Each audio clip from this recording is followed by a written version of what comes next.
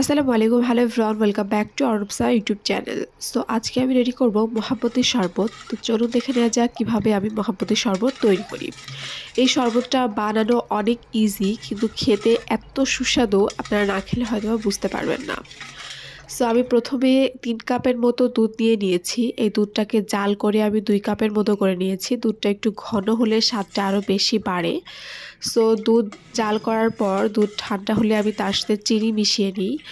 চিনি ভালোভাবে দুধের সাথে মিক্স করার পর আমি একটু রুয়াবজা অ্যাড করে দিই। আপনারা এখানে পরিমাণ মতো অ্যাড করবেন রুয়াবজা। এটার পরিমাণ বলার মতো কোনো কিছু নাই। এরপর রুয়াবজাটাও আমি ভালোভাবে মিক্স করে নিই দুধের সাথে। এরপর মোস্ট ইম্পর্টেন্ট যে জিনিসটা এখানে অ্যাড করতে হবে সেটা হচ্ছে তরমুজ।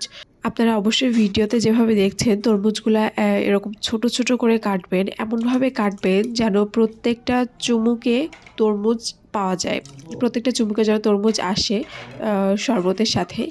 এভাবে তরমুজগুলা ছোট ছোট কিউব করে কাটতে হবে। সো এভাবে আপনারা ফ্রিজে রাখতে পারেন।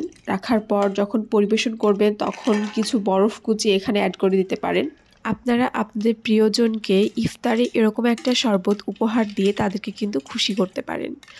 সো অবশ্যই বাসায় ট্রাই করবেন এবং কমেন্টে জানাতে ভুলবেন না শরবতটি কেমন হয়েছে। তো আজকের ভিডিও এই পর্যন্তই। যদি ভালো লাগে তাহলে অবশ্যই লাইক, কমেন্ট এবং শেয়ার করবেন এবং আমার চ্যানেলটিকে সাবস্ক্রাইব করে আমার পাশেই থাকবেন। আল্লাহ হাফিজ।